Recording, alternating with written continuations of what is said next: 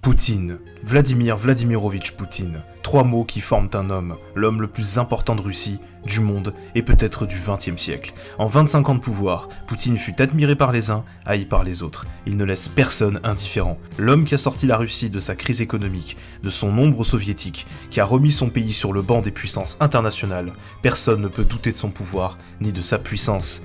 Mais que se serait-il passé s'il n'était jamais arrivé au pouvoir, s'il n'avait jamais accepté la tâche qu'on lui avait confiée, à savoir de sauver la Russie, et s'il avait refusé son destin?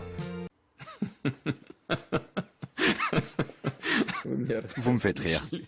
C'est bon de rire après une dure journée de travail. C'est ce que je vous propose de voir dans cet entretien exclusif, qui sera un mélange entre une chronique et une discussion entre deux passionnés d'histoire. Ça dure 1h40 à peu près, et je pense que ça va vous plaire.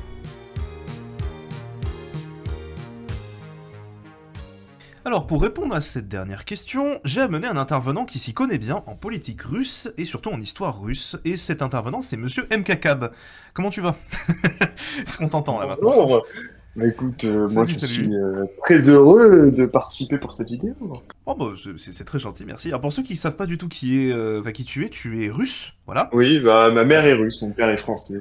Tu es docteur honoris causa en poutinisme, ballon d'or en 2018, c'est un sacré CV ça quand même Booba. Euh, voilà. Surtout tu es un passionné d'histoire et c'est ce dont on va parler maintenant. On va essayer de débattre et faire la chronologie du XXIe siècle avec cette fameuse question, et si Poutine n'était pas arrivé au pouvoir, et qu'est-ce qui se serait passé? Alors, quand on t'évoque la question si Poutine n'était pas arrivé au pouvoir, toi qui es russe, qu'est-ce que ça t'évoque? Le premier truc qui te vient en tête, c'est toi, c'est quoi? Ah, c'est la Russie des années 90. Parce que l'arrivée de Poutine au pouvoir en 2000, c'est une rupture fondamentale avec toute cette décennie de crise économique qui a été provoquée par le libéralisme assez radical impulsé par Yeltsin. Et Mhm. Poutine, c'est celui qui va remettre entre guillemets, qui va remettre une verticalité du pouvoir, qui va quand même mettre en place un régime avec un État fort, en supprimant certains aspects de la démocratie, mais qui d'un autre côté aussi va réussir à reprendre le contrôle de l'économie et purger tout ce qui restait des plus grands oligarques. Donc oui, c'est sûr que si on enlève Poutine, c'est une rupture radicale avec en tout cas tout le début du XXIe siècle, parce que Poutine est un des personnages les plus importants du XXIe siècle Mhm. qui a forgé aujourd'hui tout ce que sont les relations internationales, la géopolitique actuelle. Bah, on le voit déjà avec la guerre en Ukraine, qui a totalement bouleversé tous les jeux. Mais donc oui, c'est un changement complet pour la Russie, mais pas que, pour aussi toute l'Europe et même le monde. Ça devient très compliqué de créer un scénario, enfin de répondre vraiment à la question que le gars m'avait demandé. Attends, je vais voir comment il s'appelle déjà. Chômage. Ah bon bah merci chômage pour cette question. Tu nous mets bien dans la merde. Mais en fait, plutôt que de partir sur des différentes hypothèses, enfin on peut partir sur différentes hypothèses qu'on a avec la Russie de sans Poutine justement. On va essayer d'y aller chronologiquement avec nos hypothèses et d'établir un petit peu un monde alternatif en fait, voilà. Qui est pas si loin que ça parce qu'il a tout juste 25 ans, c'est ça, 25 ans, parce que Poutine il arrive au pouvoir en 99, je crois. Ouais, c'est ça. Ah, il est arrivé en 2000. Il est arrivé en 2000 et il était Premier ministre, par contre. Ouais, Premier ministre 99, donc ouais, En fait, Date l'idée de assez base, facile à vraiment, retenir, hein. Il est 99, arrivé le 1er janvier 2000 à minuit. ça a dû faire plaisir aux Russes à l'époque, vu l'impopularité qu'il avait. C'était combien déjà, tu m'avais dit? Tu m'avais sorti un truc en off, 2%. c'était combien? C'était 2%. 2% la popularité de Yeltsin dans ces derniers mois. Macron est jaloux. Pas mal. Ah ouais. Le Je- je- problème, c'est que principalement, en fait, quand tu introduis une économie de marché dans un pays avec une population qui n'a connu que le communisme, que tu Mhm. donnes aux ouvriers des parts des entreprises et que tu leur dis, voilà, regardez, vous avez une part de votre entreprise, généralement, en fait, l'ouvrier, il ne sait pas à quoi ça correspond. Donc, généralement, en fait, les anciens proches du pouvoir, qui avaient quand même une formation économique, qui donc comprenaient le système, vont juste, en fait, racheter plusieurs actions et vont prendre le contrôle entièrement d'entreprise et ça va être le début de l'oligarchie. Euh, le seuil de pauvreté va monter au-dessus de 50% pendant que l'oligarchie s'enrichit et dépense leur argent. En fait, c'est hallucinant parce que c'est l'inverse complet du communisme, à tous les égards, à tous les niveaux. Et en fait, vraiment, la Russie a connu les deux extrêmes, en fait. Et c'est là où c'est intéressant, en fait, parce que quand tu te retrouves À partir de notre point de divergence, donc je vais l'énoncer maintenant, le point de divergence, c'est que Vladimir Poutine, on lui a proposé d'être Premier ministre en 1999, ce qu'il a accepté.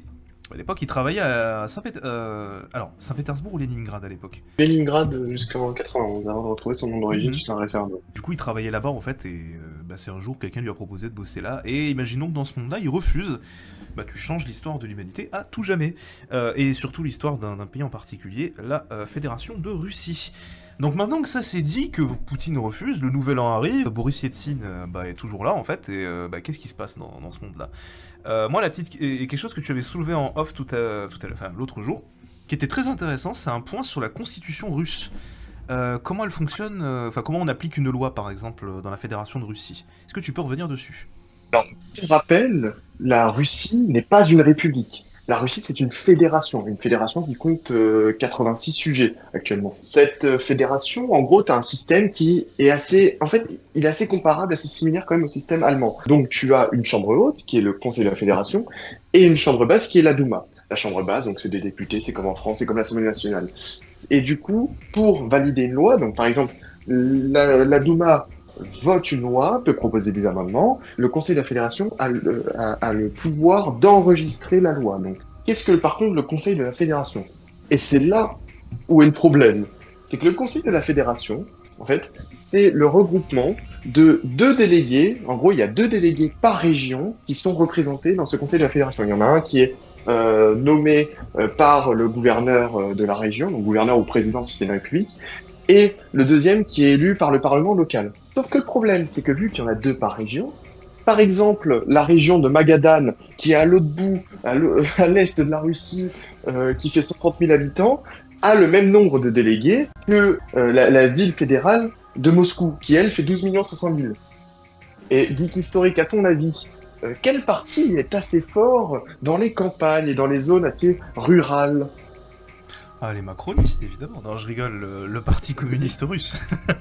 Voilà. Voilà. Voilà. Et donc, dans cette constitution, parce que le Conseil de la Fédération, par contre, a été créé en 93, dans ce système-là, pour valider une loi, donc il faut avoir l'aval et de la Douma et du Conseil de la Fédération. Alors, Dieu merci, déjà, le Conseil de la Fédération n'a pas le droit de créer des amendements, mais quand même, il peut bloquer les lois. Système de navette parlementaire, si par contre ils ne veulent pas enregistrer la loi au bout de plusieurs fois, il faut que la Douma, après s'être réunie plusieurs fois en conseil, entre la Douma et le Conseil de la Fédération, il faut que la Douma puisse valider la loi en forçant, mais en ayant 66% de votes. Donc en gros, en fait, le système, littéralement, vu que tu as une majorité communiste au Conseil de la Fédération, en fait, t'es dans un bordel qui est vraiment pas possible. T'as pas mal d'acquis, alors j'ai envie de dire des acquis sociaux, mais plutôt des acquis qui sont arrivés dans la Russie des années 90, notamment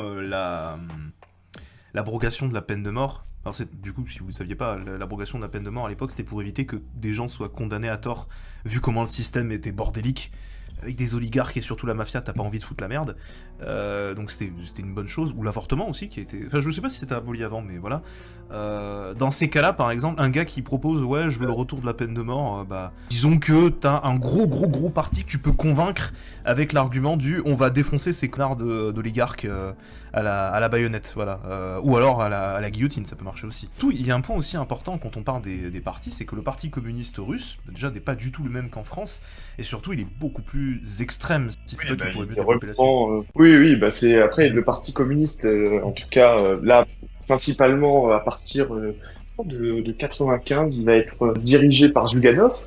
Et bon, Zyuganov, c'est pas non plus un staliniste, mais c'est quand même un bon gros communiste qui se veut quand même l'héritier de l'Union soviétique. C'est pas comme les partis communistes français qui est devenu un peu, on va dire, qui a allégé ses positions pour être plus proche du PS. Non, là c'est vraiment genre le parti bien communiste.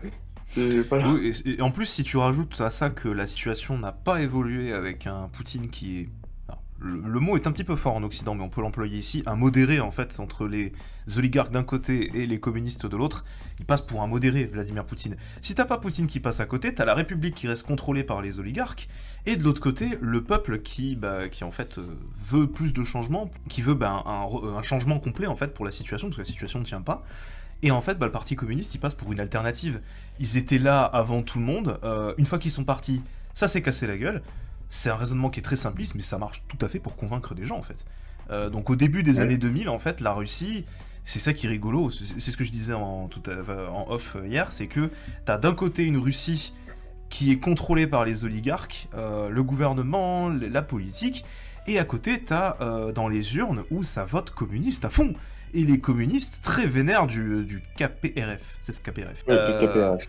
Voilà, KPR, c'est la Corée du Nord, c'est autre chose.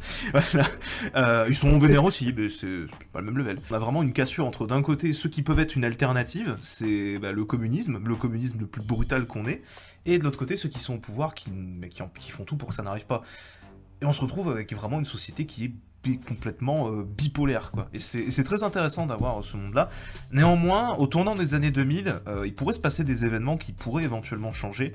Ça dépend. Le truc, c'est que ça dépendrait beaucoup d'actions de certains hommes. Tout à l'heure, tu me citais un homme politique qui a été proche de Poutine avant de complètement s'en dégager. Ouais, lui.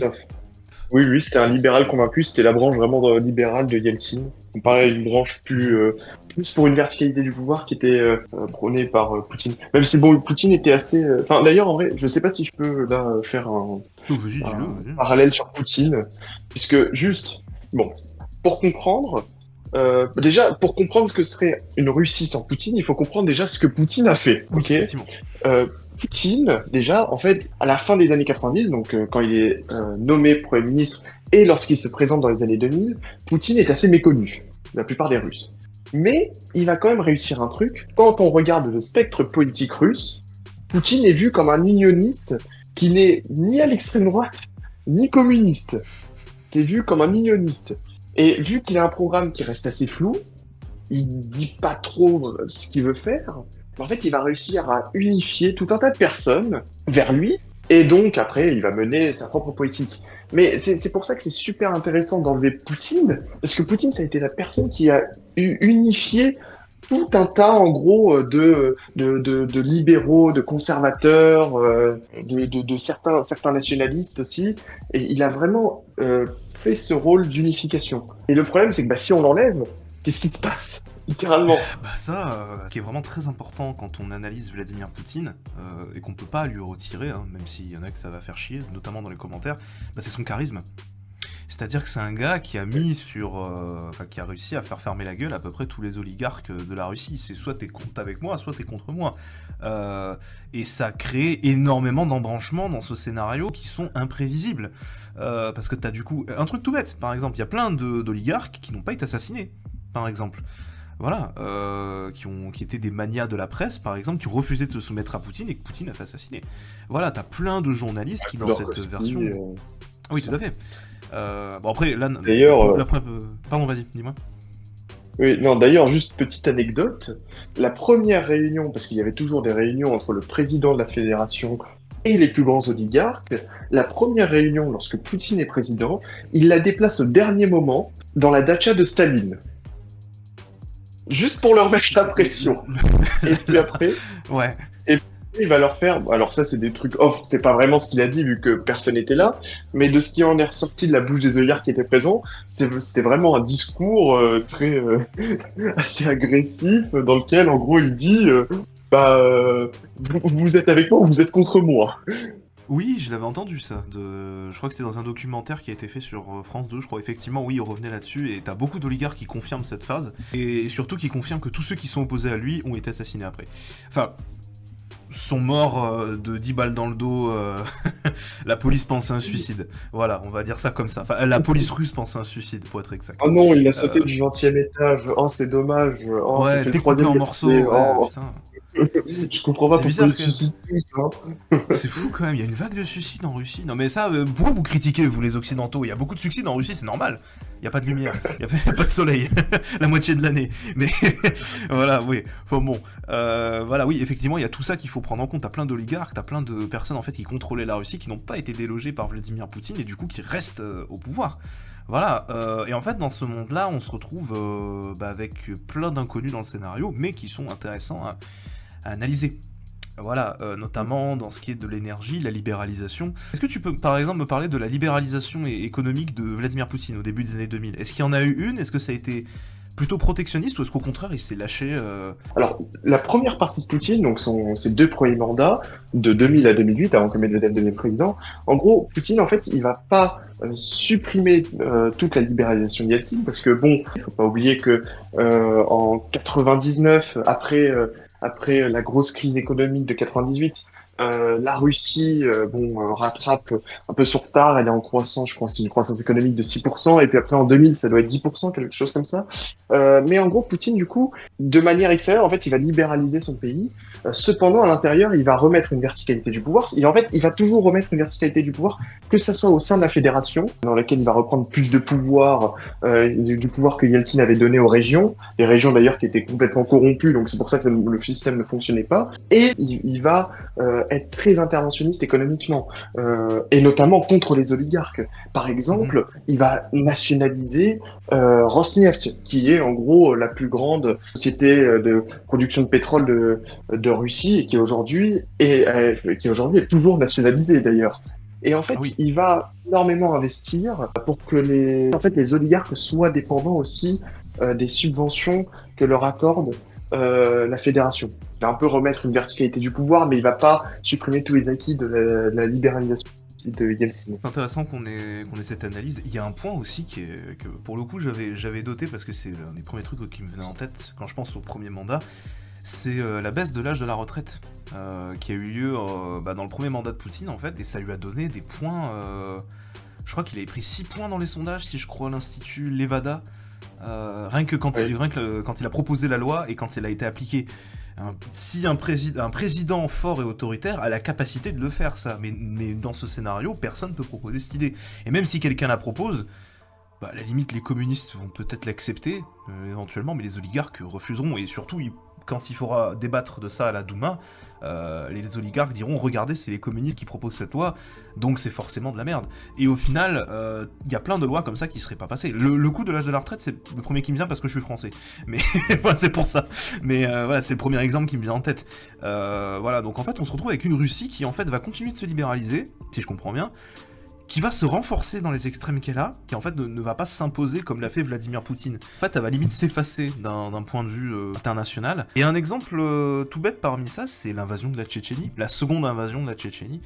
Alors, petit point historique, tu me dis si je dis n'importe quoi, la première invasion, ça a été sous Yeltsin, parce que la Tchétchénie s'est déclarée indépendante.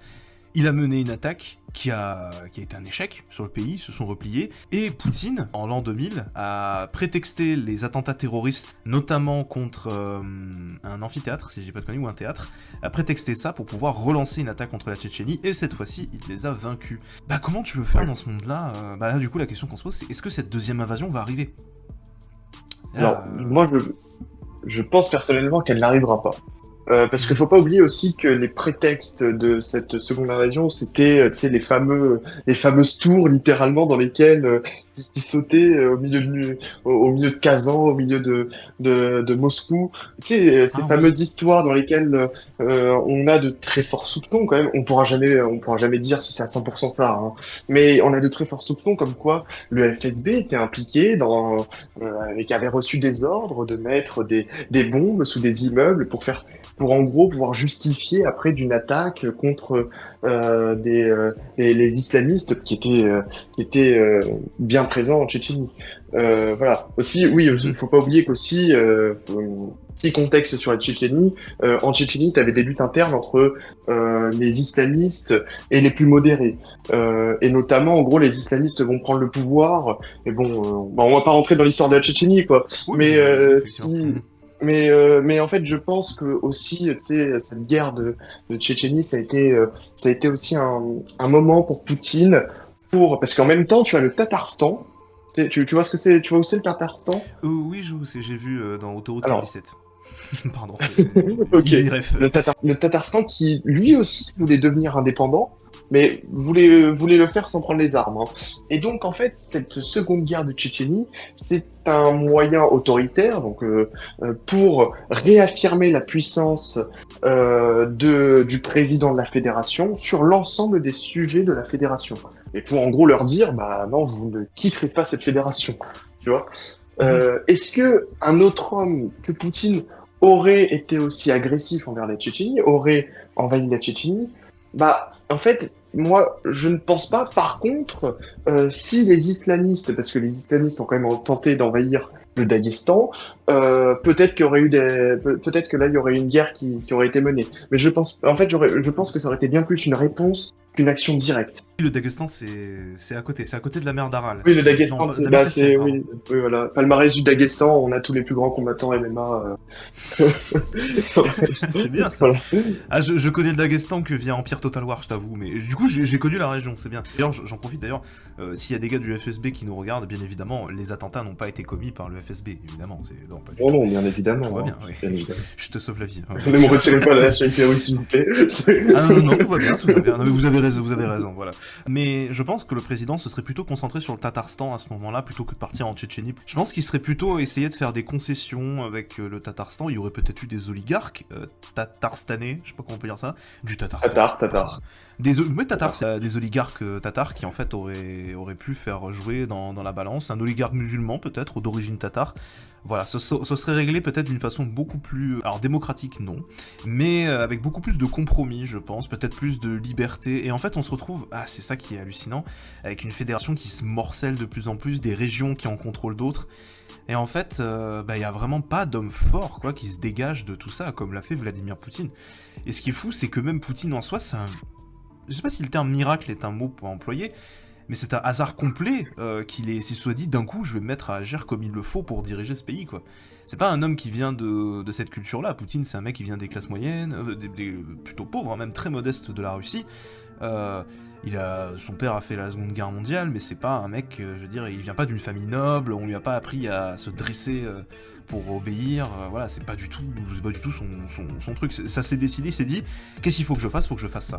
Voilà, pour faire un parallèle marrant, c'est un petit peu comme le président actuel de la Syrie, il s'est dit, qu'est-ce qu'il faut faire maintenant que j'ai le pouvoir, est-ce que j'établis un régime islamiste ?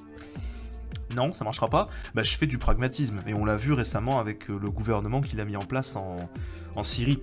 C'est un gouvernement qui est très pragmatique, il y a des femmes qui sont militants des droits de l'homme, voilà, tu vois ça, tu dis, attends, c'est vraiment lui qui l'a fait, oui, parce qu'il a dit, maintenant il faut qu'on fasse comme ça, mais ça s'est décidé parce que l'homme a agi, c'est pas quelque chose qu'on peut prévoir, bien évidemment, parce qu'à ce moment-là, nous aussi on peut prévoir, un truc que j'avais noté, c'était notamment la démocratie dans cet univers.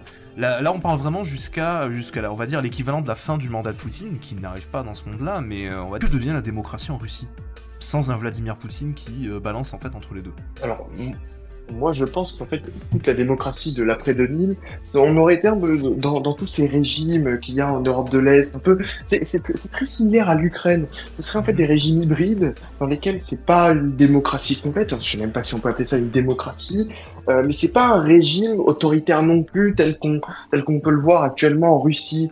Ça serait un régime un peu hybride, en fait, t'aurais un président qui serait bien évidemment élu avec des élections quand même pas truquées pas énormément truquées, en tout cas avec peut-être des petits trucages, mais tu sais, avec un pays en fait dans lequel les oligarques ont une telle influence qu'ils contrôlent les médias, ils contrôlent donc toute la pensée, enfin pas toute la pensée, mais en tout cas ils peuvent influer sur la pensée des gens. Et donc, tu serais vraiment dans un état c'est un peu vraiment un régime hybride entre démocratie et régime autoritaire. Pas un régime autoritaire dans le sens là où il n'enfermerait pas ses opposants, mais pas une démocratie libérale non plus dans lequel tu as des élections, un droit qui est stable et une véritable démocratie.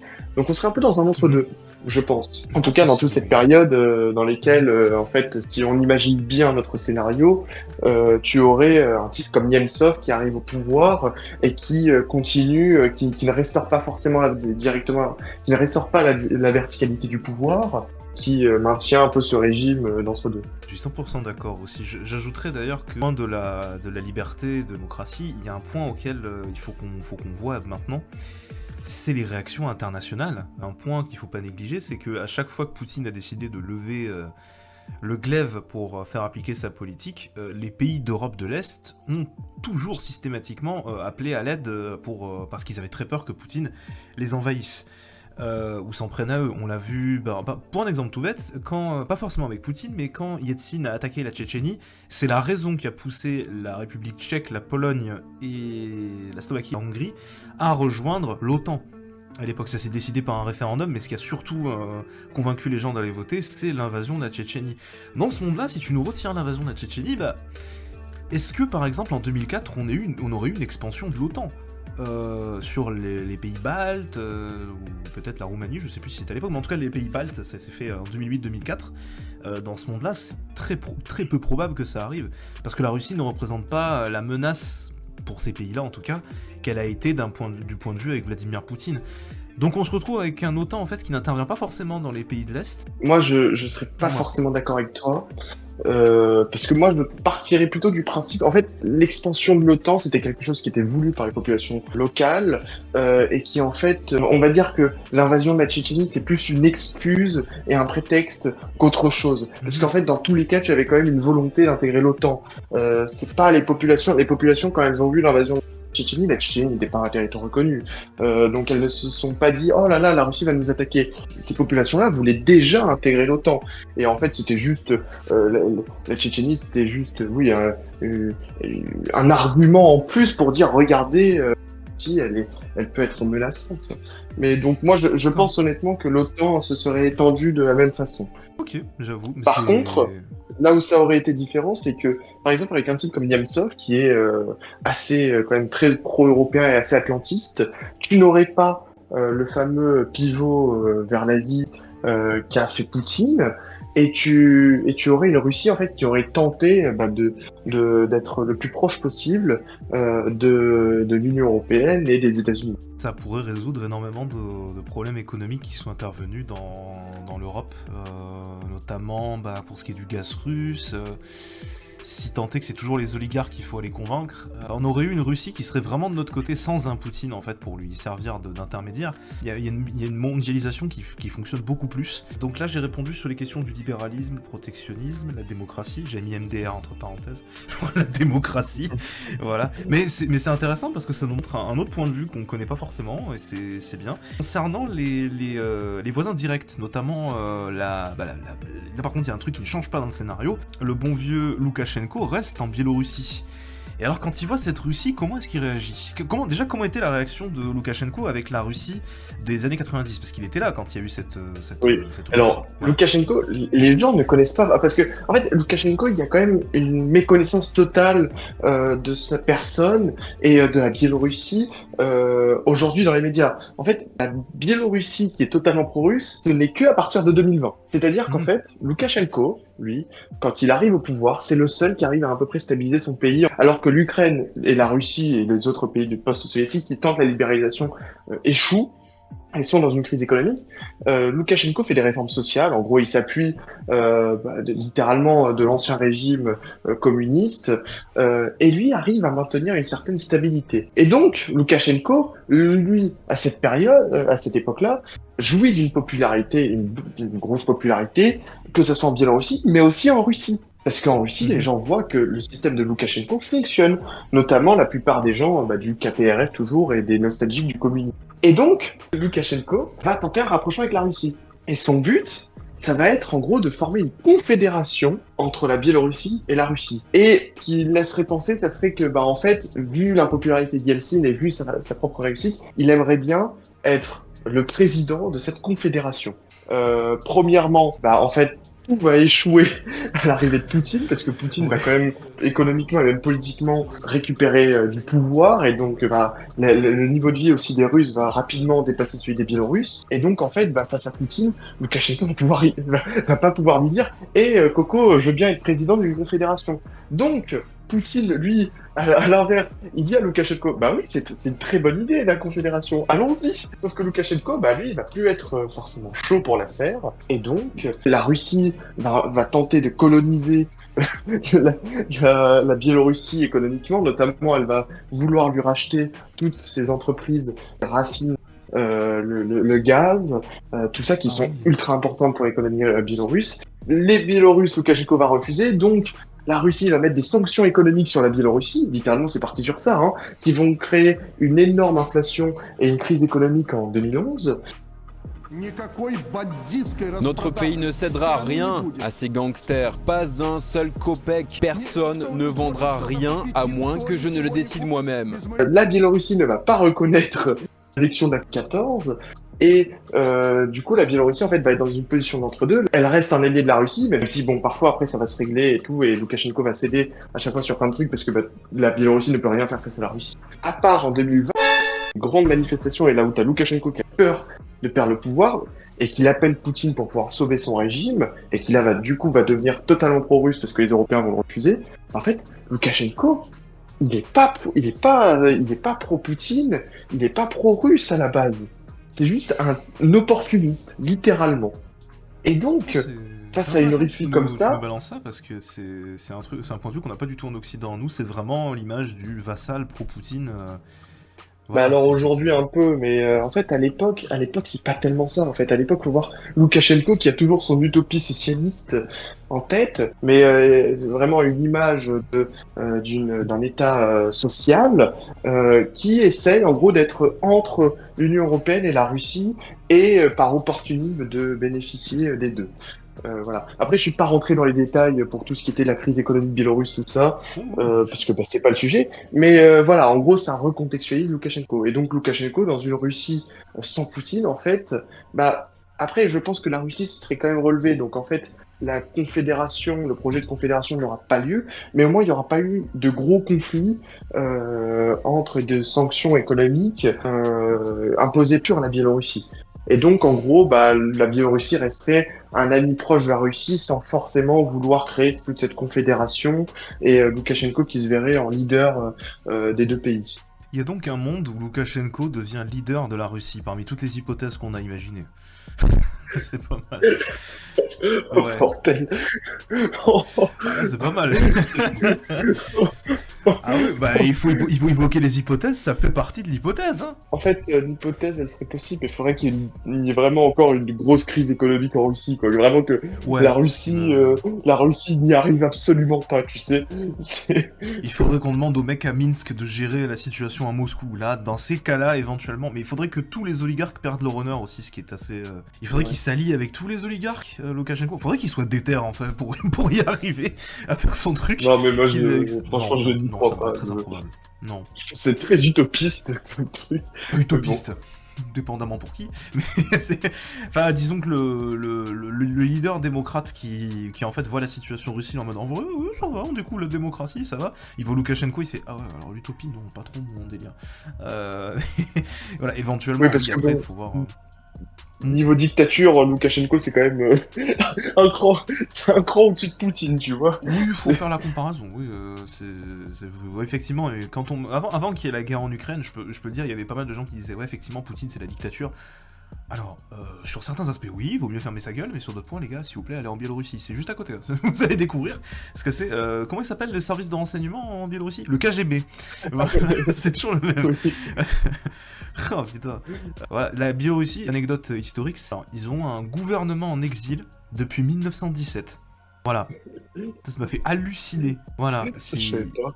Tu savais pas ? Regarde sur Wikipédia, le dernier gouvernement en exil de la Première Guerre mondiale qui est toujours en exil en fait. Et Loukachenko, quand ce gouvernement a voulu revenir, il a dit fermez vos gueules. Grosso modo. Mais c'est complètement con. Attends, parce que littéralement l'État biélorusse, il a duré 2 ans. Oui, en fait, une fois qu'ils sont fait avaler par la Russie, la Russie, je sais plus. Oui, c'était la Russie qui l'ont envahi. Ouais, c'était la guerre civile. Avec la guerre civile, en fait, ils sont barrés à Londres en fait. Voilà. Et puis ensuite, ils y sont restés.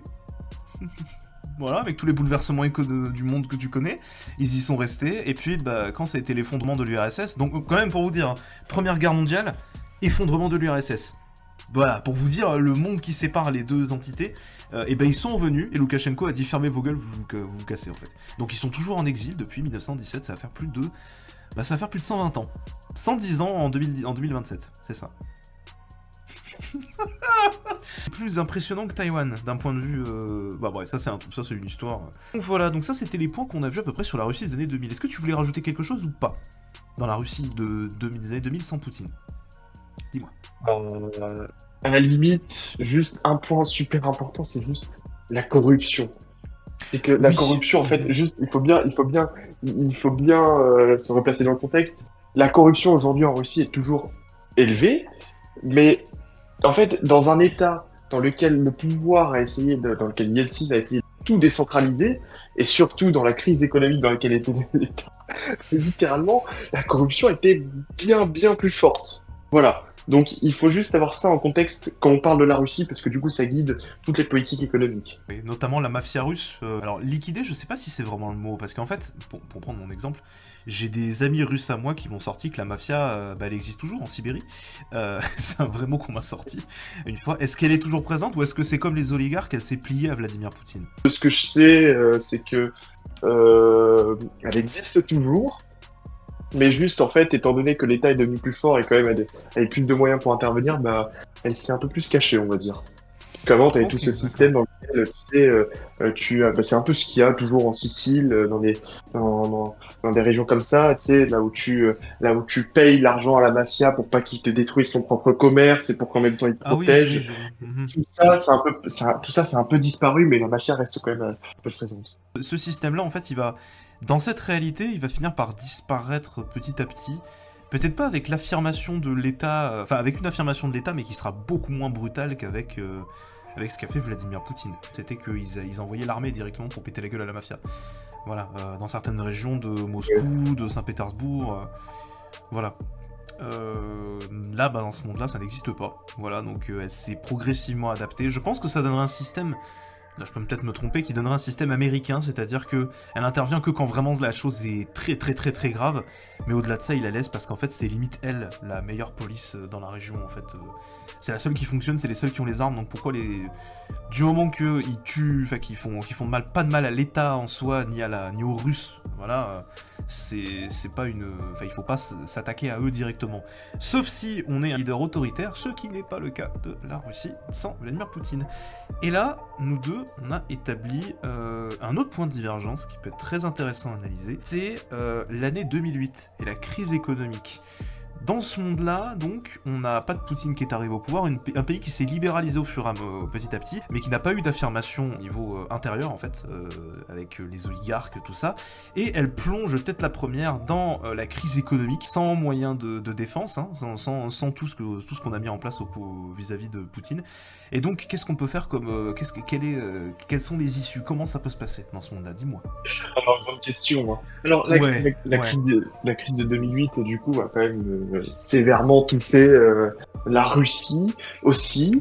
Ouais. Et en fait, moi, je pars du principe qu'elle aurait encore plus touché la Russie avec une économie dans laquelle l'État intervient moins et dans laquelle aussi la Russie est plus connectée à l'Occident. Et donc, si on part du principe que la continuation d'une politique plus libérale économiquement impulsée par Nemtsov et avec un contrôle toujours des oligarques, les oligarques russes, en fait, elle aurait été plus durement touchée. Et ça aurait pu surtout toucher les civilités qui sont les oligarques qui sont dans ce monde-là restés en place. Et face à cela, alors moi je pense qu'avec un système dans lequel les oligarques restent surpuissants, en fait, la croissance économique, elle est peut-être là, mais elle n'est pas énorme. Du coup, le niveau de vie des Russes serait en dessous de ce qu'il a été IRL durant cette période. Et donc, face à cela, je pense que 2008 aurait pu être un point de rupture pour la Russie, avec notamment toute la classe moyenne et la classe populaire qui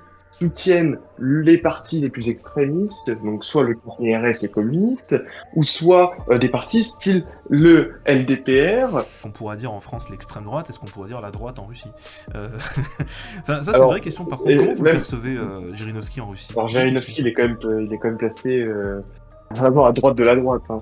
C'est que, alors déjà, en Russie, t'as pas forcément ce spectre de catégorise pas les gens, lui il est de gauche, lui il est de droite. En tout cas, les gens savent que Zhirinovsky et que le LDPR, c'est un parti radical de droite, tu vois. Donc, il peut s'apparenter vraiment à l'extrême droite. Et en gros, serait là dans une radicalité face à tous ces oligarques qui détiennent tant de pouvoir et tant d'argent. Et donc 2008, ça aurait pu être une crise qui aurait pu être un point de rupture pour moi, en tout cas dans ce scénario alternatif pour le régime en place. Et là, est-ce que peut-être que le régime pourrait tomber face à une crise telle que le monde le connaît? Ce qui est impressionnant en fait, c'est qu'on est passé d'un monde coupé en deux avec d'un côté les oligarques et le KPRF qui détient toujours le pouvoir du peuple en fait, à un nouveau parti qui émerge, du coup le LDPR, c'est ça, si je dis pas de conneries. Ouais. Oui, il existe toujours actuellement. Le parti de Jirinovski. Jirinovski en fait va profiter de cette gigantesque crise économique pour s'affirmer en fait et devenir une troisième voie alternative à la Russie. Et ce qui est vraiment fascinant dans ce scénario, c'est qu'on a eu la première décennie libérale de la Russie. Ça n'a pas marché. Le KPRF a essayé de revenir, ça n'a pas marché, c'était un échec. Le capitalisme a fonctionné, s'est mis en place et s'est cassé la gueule. Et puis, sans Poutine pour s'affirmer, le capitalisme a commencé à remonter un petit peu avec les oligarques. Et puis, réeffondrement en 2008. Donc là, le KPRF, on sait qu'ils sont toujours là, mais en soi, on connaît ce que sont les communistes. Voilà, la Russie sait ce qu'est le communisme. Elle l'a vécu. Et c'est ça qui a ensuite mené, littéralement, à sa destruction. Ensuite, le capitalisme a essayé 2 fois, et il s'est planté 2 fois en 2 décennies. Maintenant, la troisième voie, qu'on connaît pas. T'as une récurrence en histoire pour moi, c'est que à chaque fois quand t'as des grands moments comme ça, assez longs, de crise économique, de niveau de vie qui augmente pas forcément, tu as toujours les partis les plus extrêmes, donc l'extrême gauche et l'extrême droite, qui montent. Tiens, bizarrement, ça me rappelle un truc, je sais pas, genre... Un début de décennie, c'est ça me bizarre rappelle quand un même. truc actuellement, Merde. tout ça. Ouais. Ou voilà, genre, bon bref, on peut prendre l'Allemagne aussi des années 30, tout ça. Bref, c'est... voilà. Et donc, en fait, pour moi, t'aurais eu l'alternative avec le KPRF qui monte en puissance, et le LDPR aussi. Sauf que, le problème, c'est que le KPRF, jamais, mais jamais, les oligarques seraient prêts à leur donner le pouvoir. Jamais. Tu auras toujours des campagnes. Alors, pour rappel, en 95, lors de la réélection de Yeltsin, les oligarques, ils ont dépensé quand même plusieurs milliards de dollars pour pouvoir promouvoir la campagne de Yeltsin, parce que sinon, ils avaient peur juste que le KPRF l'emporte. Littéralement. L'Europe et les États-Unis aussi, d'ailleurs. Oui, Jacques Chirac avait invité Yeltsin pour justement montrer que c'était lui le président et pas les autres, quoi. Donc, en gros, tu aurais eu à peu près ce même scénario, mais à côté, tu aurais eu une extrême droite montante aussi. Et c'est là où 2008 peut être un point de rupture, c'est que si vraiment le gouvernement s'effondre, pour moi, tout un tas d'oligarques et tout un tas de membres du gouvernement de Nemtsov seraient tentés de se rapprocher plus du LDPR, qui est LDPR, étant donné LDPR, eux, ils sont pas pour remettre un régime communiste en place, eux, ils sont pas pour nationaliser, c'est des libéraux très très conservateurs, bon, libéraux quand même assez étatistes, mais en tout cas des capitalistes. Et donc, c'est là où tu aurais pu vraiment, et c'est là où on en arrive à la suite du scénario, un LDPR qui potentiellement prend le pouvoir en Russie. Il y a un petit point qu'on n'a pas abordé au tout début, parce que je pensais que c'était intéressant de l'aborder maintenant, maintenant qu'on sait que LDPR est monté et qu'ils ont un potentiel de chance de réussir. C'est le fait que Vladimir Poutine a quand même interdit beaucoup de partis d'extrême droite à son arrivée, notamment des partis néo-nazis. Sans exagérer, il y en a au moins une vingtaine. Répertoriés par Wikipédia, voilà. Et c'était tous des partis qui avaient pas genre 20, 35 membres. Non, c'était des partis qui avaient 3000, 5000 membres, voire 100 000 pour le plus gros. Dans ce monde-là, tous ces partis existent, se sont agrandis, et avec 2008, en fait, ces gens-là sont comme une alternative, en fait, tout à fait viable au KPRF, parce que, comme je dis, on sait ce qu'est l'URSS, ils ont l'avantage de Jirinovski, c'est qu'il aura énormément de cartes en sa poche pour pouvoir jouer. Premier point, l'URSS, 50 ans, elle s'est cassée la gueule. Argument irréfutable. Deuxième point, et surtout on sait ce qu'ils vont faire. S'ils reviennent, ils vont rétablir la dictature. Voilà. Deuxième point, ils veulent envahir tous les autres pays. Deuxième point, le capitalisme, il a essayé une première décennie, il s'est cassé la gueule. La deuxième décennie, elle est en train de s'effondrer. Donc là, le gars, il va débarquer, il va dire, à ce moment-là, alors pour le coup, comme dirait Donald Trump, là, en fait, c'est intéressant parce que Jirinovski, c'est un mélange entre un Adolf Hitler d'une certaine période et un Donald Trump qu'on a eu en 2016. L'avantage, c'est qu'il peut dire, vous avez les communistes d'un côté, vous savez très bien ce qu'ils vont faire. Les capitalistes de notre côté, les libéraux, vous savez très bien ce qu'ils ont fait. Pourquoi vous voteriez pas pour moi? Je suis la seule alternative viable à ce tarif-là. Ah, c'est flippant. Ah ouais, c'est flippant. Je pense très sincèrement que le LDPR... Là, pour le coup, on va prendre un point dans le scénario. Attention, il y a 3 alternatives. Soit c'est le KPRF qui revient, et à ce moment-là, tous les oligarques se liguent contre eux et même si, imaginons que s'il soit passé, tous les oligarques se liguent contre eux, on se retrouve avec un pays qui est coupé en deux, quasiment un retour d'une guerre civile. Voilà. Maintenant, scénario très probable, le KPRF n'arrive jamais, parce que comme tu l'as dit, les oligarques ne veulent pas ça, l'Europe ne veut pas ça, bah, LDPR. Voilà, et d'ailleurs, petit historique. C'est moi. Est-ce que, là, tu es prêt, pour tous ceux qui ne connaissent pas Jirinovski, à montrer quelques extraits de qui est Jirinovski? Juste pour voir, hein, tu vois, genre, des petits extraits de débats présidentiels en 2018. Пошел вон отсюда! Пошел отсюда, нахер! Подонок! Шел отсюда!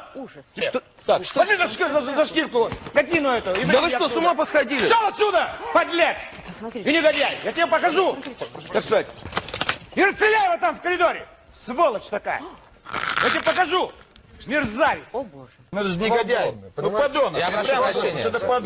Господа, я прошу прощения! Ой, ну что вы делаете? Ну что же вы делаете? Ну что же вы делаете? Подонок сейчас! Я вообще... Ну, Рама, будьте с нами через неделю. Да!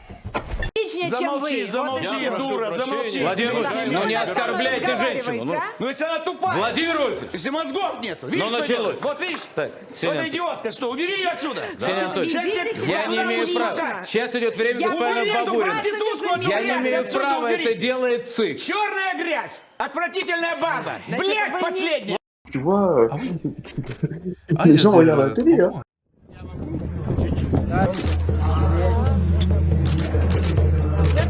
Давайте мне, снимите всю порчу, снимите. Стресс снимите, недельный стресс.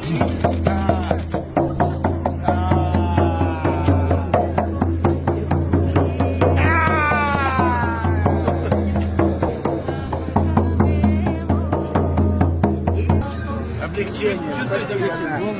Спасибо. Половое бессилие, 100 каналов, ни одного отечественного фильма. Нашу нацию, коммерциализация. Банкиры без денег, кругом одни обменники, весь бизнес скупили отпетые мошенники. Quoi? D'accord. Donc en gros, si je comprends bien, Jirinovski c'est un mélange entre Donald Trump, Adolf Hitler et Jean-Marie Le Pen. Si j'ai bien compris. Alors, alors techniquement, le LDPR était en lien, était affilié au Front National. Putain, oui.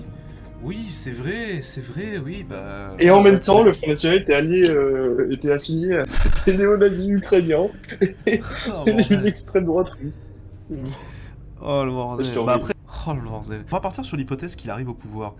Alors, je pense qu'une élection présidentielle où il est élu, ça me paraît possible, à condition vraiment que le KPRF soit montré vraiment pointé du doigt par les oligarques, et que du coup il soit élu, mais tu sais, il soit élu de la même manière que Donald Trump en 2016, c'est-à-dire personne s'y attend, tous les sondages disaient non, et quand il arrive, ça surprend tout le monde. Voilà, je pense que ça peut se passer comme ça, et du coup, lui qui arrive président, oh là là, oh putain, là pour le coup je suis en train de me dire, ah ouais, en vrai c'est dommage que Poutine il a accepté, ça aurait été très drôle à voir, oh putain. Enfin, ça aurait pas été ouf pour vous, hein, je vous le dis, mais... Enfin, en fait, la différence, c'est que là, pour la première fois du 21e siècle, la Russie a un leader fort. Et c'est à partir de 2008-2009, l'arrivée de Jirinovski, et c'est la première fois que vraiment la Russie arrive, et là, bon, on a peut-être le plus grand tournant du 21e siècle, et de la Russie, naturellement.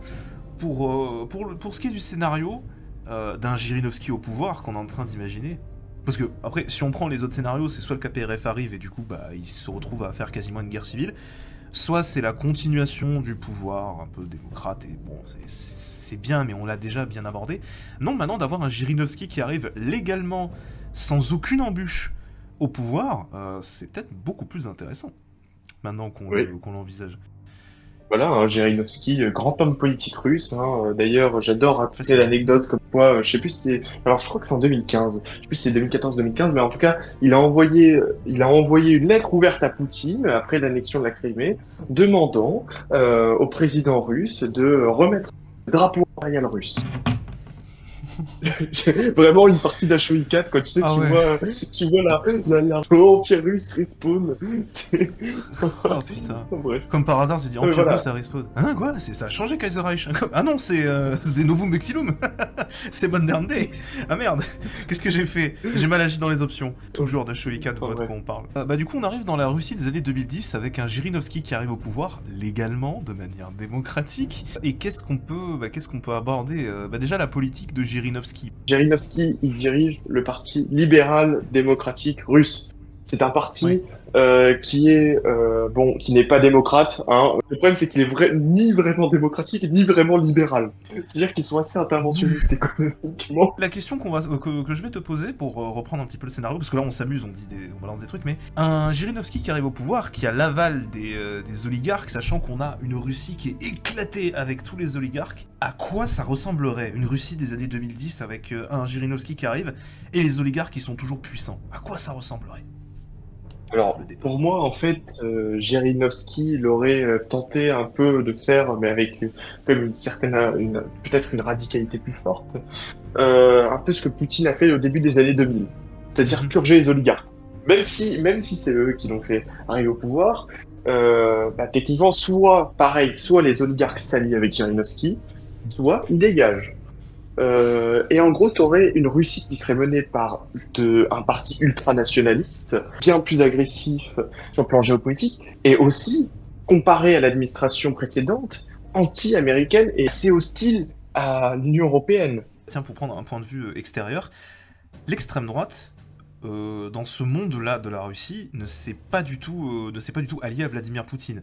Poutine qui ne revendique pas son appartenance à l'extrême droite, qui n'est pas du tout vu de cette manière. Et dans ce monde-là, elle s'est maintenue dans un coin, et c'est vraiment Jirinovski qui l'a affirmé.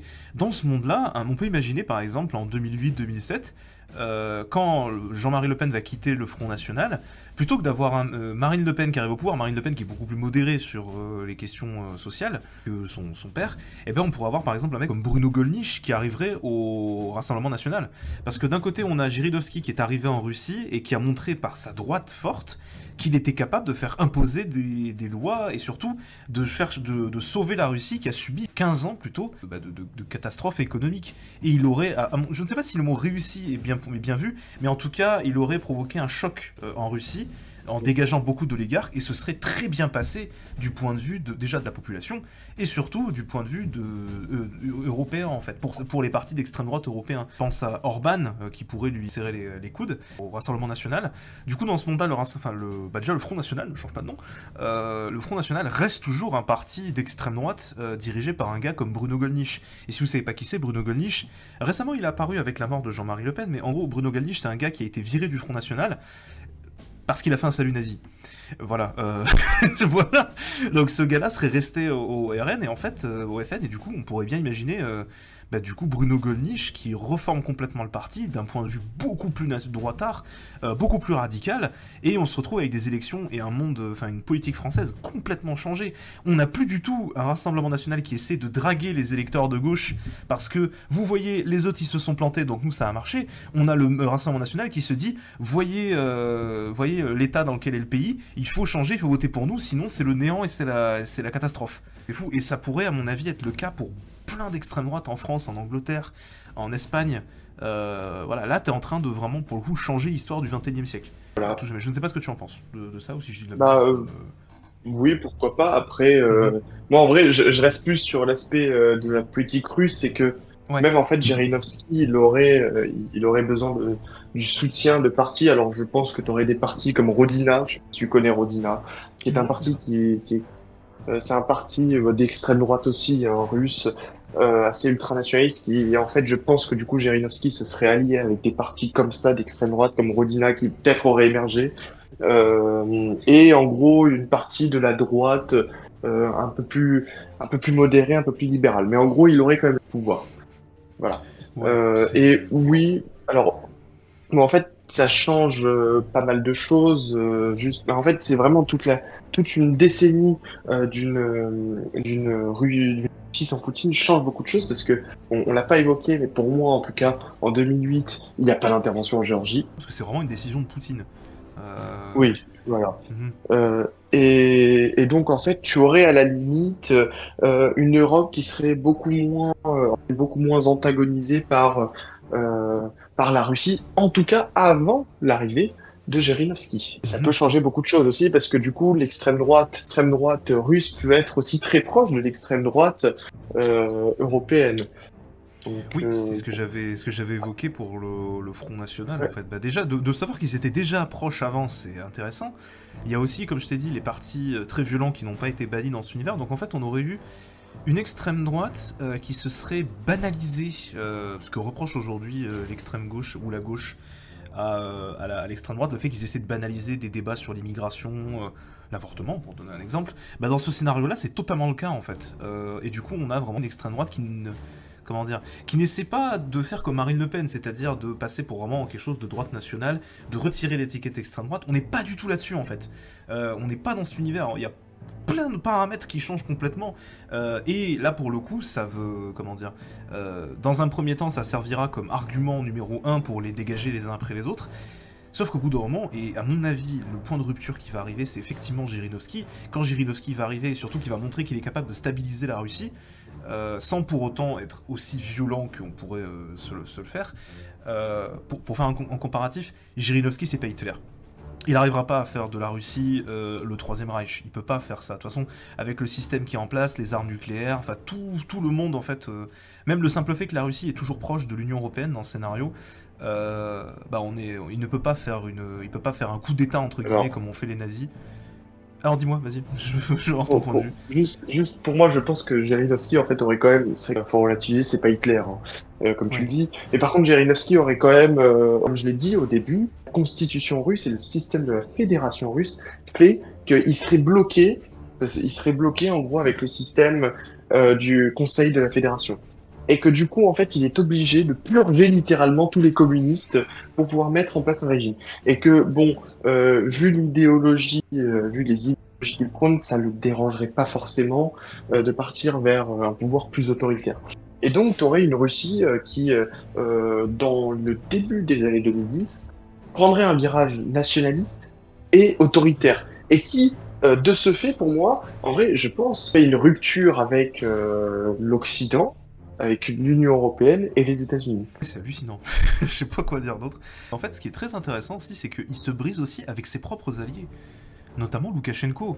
Parce que dans cet univers-là, Loukachenko ne se dit pas « Ah, bon, bah, il y a un boss, comme ce qui s'est passé avec Poutine. Ah, il y a un boss, donc je vais me calmer un petit peu. » Non, là, c'est vraiment un mec très agressif qui lui dit clairement « Si t'es pas d'accord avec moi, tu fermes ta gueule. » Est-ce que dans ce monde-là, tu penses que Loukachenko se serait carrément aurait fait volte-face à la Russie et se serait tourné vers l'Union européenne? Alors, c'est assez ironique, hein. Mais comme je l'ai dit tout à l'heure, faut pas oublier que Poutine, que ce soit pour les Russes, mais pour aussi tout ce que les Russes appellent l'étranger proche, c'est quand même un type qui est assez pragmatique et qui, pour en tout cas la plupart de ces gens-là, et qui donc en fait de ce fait arrive à unifier tout un tas de trucs, et bon, les gens du coup peuvent se retrouver en lui. Alors que Jirinovski, lui, il est clairement identifié. Et moi, je ne vois absolument pas Loukachenko s'allier, littéralement, continuer une alliance avec un panslaviste limite comme Jirinovski, tu vois. Après, il y a aussi quelques points intéressants quelques points marrants aussi. Est-ce que les philosophes tels que Douguin, tout ça, auraient été proches de Jirinovski? Et Bouguinine, d'accord, qu'on se le figure. Bouguinine, celui que tu as cité, alors, le philosophe. Tu connais bien Douguin, toi? Douguin? Non, je ne connais pas, justement. Donc, Ah, tu ne connais pas? Alors, c'est un personnage qui est quand même assez important. C'est un type qui ressemble avec une énorme barbe et des cheveux longs. Mais bref, en gros, en fait, Douguin, c'est un philosophe. Alors, attends, faut prendre toujours avec des pincettes parce que bon, si t'en parles en Occident, il est catégorisé comme étant un néo-nazi, littéralement. En gros, les livres, par exemple, sont bannis aux États-Unis et ils sont bannis dans certains pays européens, pas tous, je crois. Douguin, en gros, c'est un philosophe russe qui est assez important, même très important aujourd'hui, qui considère qu'il y a eu trois grands régimes dans l'histoire du monde. Les régimes libéraux, à partir en tout cas de la chute, des monarchies, les régimes libéraux, les régimes communistes et les régimes fascistes. Et pour lui, le fascisme est mort en 1945, le communisme est mort en 91 et le libéralisme est en train de mourir avec Trump. Et donc lui, il considère, il a toute une philosophie qui dit que, en fait, il y a du bien dans le fascisme, il y a du bien dans le communisme, et il y a du bien dans le libéralisme. Et donc il faut essayer de trouver une quatrième voie. Une quatrième méthode qui, en gros, prendrait le meilleur de ces trois régimes et former quelque chose d'autre. Alors c'est pour ça littéralement qu'il est catégorifié comme parfois néo-nazi, parce que il dit oui, d'un certain côté le fascisme c'était bien sûr ça, oui, d'un autre côté le communisme c'était bien sûr ça. Mais voilà, et Dugin en gros c'est un grand penseur qui est quand même assez proche du pouvoir actuellement, assez proche de Poutine.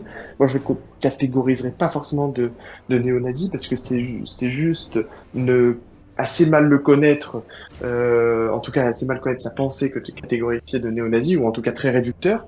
Mais en tout cas, c'est un type qui est assez à l'extrême droite, qui aussi considère que la Russie est une nation eurasiatique, qui est super important, et pas européenne, et qui donc, en gros, dans ce scénario-là, sans Poutine, aurait pu émerger, mais dans le cadre d'une extrême droite russe, dans le cadre du coup du LDPR et de Zhirinovsky. Et donc tu retrouverais cette influence-là eurasiatique dans le cadre de Zhirinovsky. Zhirinovsky qui arrive à contrôler le plus grand pays du monde, on appellerait ça le Zhirinovskivs. L'idéologie de Zhirinovsky. Et ce serait impressionnant, parce que t'as plein de gens qui pourraient s'en inspirer, qui diraient regardez, il faut faire ci, il faut faire comme ça. C'est lui, ça a marché avec la Russie, donc ça peut bien marcher avec nous. T'as plein de gars qui s'en inspireraient en politique, dans des débats politiques, et ça serait vraiment... Ouais, ce serait... Là, en fait, on a vraiment une extrême droite qui essaie pas de se cacher, qui s'affirme à fond. Et ça change tout, parce que le premier mec qui a, on va dire en Europe, non plutôt en Occident, qui a tenté de dire l'extrême droite qui s'assume, c'est Donald Trump. Qui était en mode non, moi je suis pas d'extrême droite, c'est juste que les migrants c'est des violeurs. Voilà, c'est ça là. Les migrants mexicains c'est des violeurs. Là on a vraiment un gars qui débarque et qui dit tous ce sont des violeurs, faut les buter. Donc à partir de là, une fois que tu libères ce débat, mais il se débloque dans tous les autres. L'arrivée de l'extrême droite en Suède, ça pourrait changer beaucoup de choses aussi, puisqu'il était proche de Zhirinovsky aussi. Ça c'est oh la vache. On a vraiment voilà, on a vraiment un monde qui est fascinant. Et ensuite quand on arrive dans cette Russie des années 2010, donc une Russie qui est un mixte en fait entre une Russie à la fois oligarchique et en même temps un monde très autoritaire d'extrême droite qui a complètement embrassé le Zhirinovskisme, plus ce que tu viens de présenter. Voilà, elle arrive dans les années 2010 et c'est là qu'on arrive aux grandes questions qui ont fait la Russie, notamment le fameux Euromaïdan en 2014. Alors, est-ce que dans ce monde-là, un Euromaïdan est possible avec un Zhirinovsky ? Déjà, donc, la Biélorussie, je reviens juste sur la Biélorussie, la Biélorussie, du coup, serait, en fait, par opportunisme, parce que Loukachenko est le plus grand opportuniste, se serait en gros rapproché de l'Union européenne et aurait tenté d'être bien moins dépendant de la Russie. Par contre, dans le cadre de l'Ukraine, en fait, il faut pas oublier que l'Euromaïdan a été causé par le fait que Poutine ait refusé que le président de l'époque, Yanukovych, signe des accords commerciaux avec l'Union européenne. Dans ce monde-là, il n'y a pas de Poutine, mais tu as maintenant Zhirinovsky. C'est-à-dire que tu as toute cette période entre 2000 et 2010 dans laquelle la Russie s'en fout un peu que l'Ukraine se rapproche trop de l'Europe, mais d'un coup, tu as une rupture radicale avec Zhirinovsky, et tu as un Zhirinovsky qui, pour moi, pourrait être très agressif sur l'Ukraine, et qui, en gros, pourrait commencer, pour moi, à menacer d'invasion de l'Ukraine assez tôt, même si l'armée russe n'est pas prête. On va dire, en fait, elle était même pas prête en 2022, alors imagine en 2014, quoi. Enfin, c'est... Wow. Alors, oui, parce que tu as eu toute une réforme militaire, parce que, bon, bref, je vais pas dans les détails de l'armée russe, mais oui, en gros, en 2014, la Russie n'avait absolument pas les moyens d'envahir l'Ukraine parce qu'ils étaient en pleine réforme militaire. Mais bref, et du coup, pour moi, Torian Zhirinovsky, en fait, qui aurait été, vu que déjà il serait influencé par les penseurs tels que Dugin, il serait très anti-européen, et donc, en fait, il empêcherait tout contact entre l'Ukraine et l'Europe. Après, déjà, en vrai, je sais même pas, en fait, si Yanukovych aurait été élu président de l'Ukraine, peut-être que tu aurais déjà des pro-européens. Mais en tout cas, moi, je pense que ce qui est sûr, c'est que les Européens n'auraient pas intégré l'Ukraine, et que donc, en fait, l'Ukraine serait un peu dans la situation elle était juste jusqu'à l'invasion russe. En gros, on se rapproche de l'Europe, mais l'Europe ne veut pas nous adhérer. Et donc, qu'est-ce qui se passe dans ce genre de situation-là? Tu as une Russie super agressive qui, dès que l'Ukraine fait un truc, parce que l'Ukraine est quand même dépendante déjà sur le plan énergétique de la Russie, dès que l'Ukraine fait quelque chose, la Russie intervient. Et donc, tu aurais pu avoir un Euromaïdan. T'aurais pu avoir un Euromaïdan, ou t'aurais pu avoir une rupture radicale qui amènerait, en vrai, peut-être à une guerre civile en Ukraine, comme ça a été le cas en 2014, ou voire même à une intervention par impérialisme de la Russie. Et pour la Biélorussie, juste en vrai,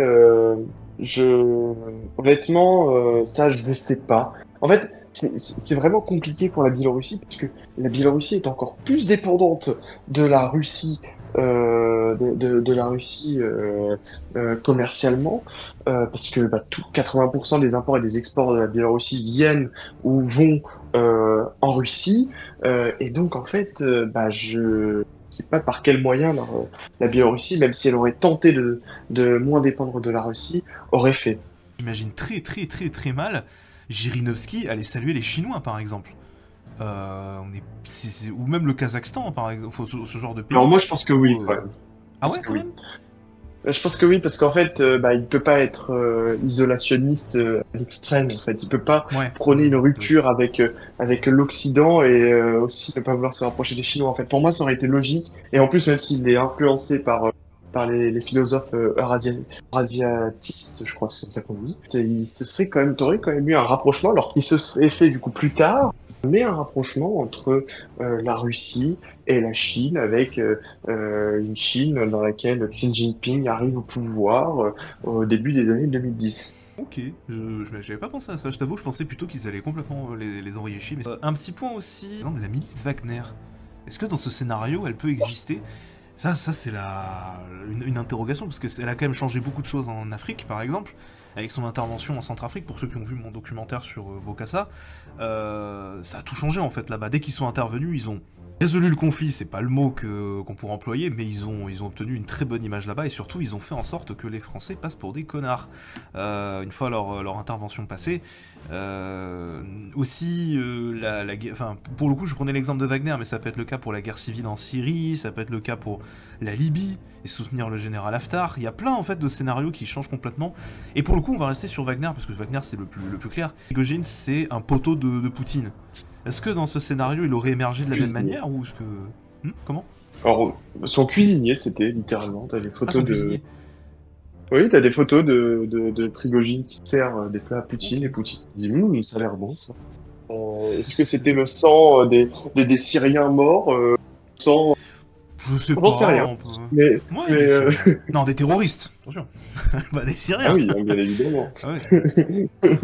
Non mais bref, oui, en vrai, alors je pense pas qu'une milice comme Wagner aurait pu émerger. Wagner a émergé dans un cadre en fait favorable.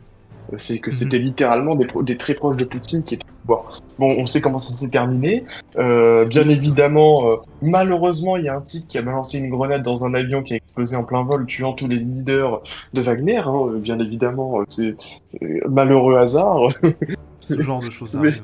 En vrai, alors, il y aurait pu avoir un truc qui se serait développé, ce serait des milices, alors entre 2000 et 2010, mais vraiment des trucs encore assez minimes, des petites milices pro-oligarques qui défendraient des types formés qui protégeraient certains secteurs de gaz. Voilà. Mais en vrai, est-ce que vraiment un gros groupe paramilitaire tel que Wagner, honnêtement, faudrait en fait que ce soit des proches. À mon avis, ça pourrait arriver sous Jirinovski, même si je suis pas forcément sûr. Et en gros, ce serait forcément des proches à lui qui feraient ça. C'est intéressant parce que c'est vraiment grâce à Poutine qu'on a eu l'émergence de Wagner. C'est lui en fait qui a dit à Prigojine, fais ce que tu veux avec ton organisation, et en échange, moi je dis que je suis pas lié à toi. Je vous recommande d'ailleurs le très bon documentaire qu'a fait comment il s'appelle, Serge Le Chef sur l'émergence de Wagner, qui est très très très intéressant parce que c'est vraiment le bras droit de Poutine à l'international. C'est sa milice, enfin c'était sa milice jusqu'à ce qu'il se passe un truc que personne n'a vu venir, soyons honnêtes, sa rébellion, la rébellion armée en 2023 je crois, ou 2024, je ne sais plus. C'était... 2023. Ouais, c'est ça, j'ai absolument pas pu venir, hein, je t'avoue. Le fait qu'il se rebelle un petit peu, je me suis dit, allez, il va mourir dans 2 jours, mais voilà. Mais le fait qu'il se rebelle, qu'il lance une attaque contre Moscou, bah tiens, je vais te poser une question que je t'ai pas posée. Comment tu l'as vécu, ça, toi, d'un point de vue de russe? Qu'est-ce qui s'est passé Alors, pour le coup, alors moi je vais en Russie assez fréquemment quand même, à peu près tous les ans, tous les 6 mois. Bon, maintenant que je suis majeur, un peu plus compliqué, quoi. J'ai l'armée russe qui arrive, qui est là avec les petits papiers, tu vois. Bon, même si je suis à l'université, tout ça, mais bref. Donc aujourd'hui, je j'évite un peu trop d'y aller. Voilà, mais c'était une période dans laquelle j'avais en Russie. Alors, Dieu merci, je n'étais pas en Russie durant cette période-là, mais je devais y aller un mois après. Du coup, je l'ai vécu en France. Et en France, en vrai, moi j'ai juste... Alors, moi déjà, j'étais étonné, premièrement. Et aussi, j'ai quand même eu peur, hein. Littéralement, quand t'as les troupes, en fait, quand t'as des vidéos sur Telegram ou sur les news ou sur Twitter, sur toutes ces plateformes-là, là où tu vois des hélicoptères qui sont fait descendre par Wagner, que tu vois les troupes à Rostov qui se baladent, tout ça, bon, t'as de quoi flipper. Après, j'ai jamais pensé une seule seconde à ce que Wagner prenne le pouvoir en Russie. Plutôt, en fait, moi, ma seule crainte, c'était juste qu'il y ait un bain de sang.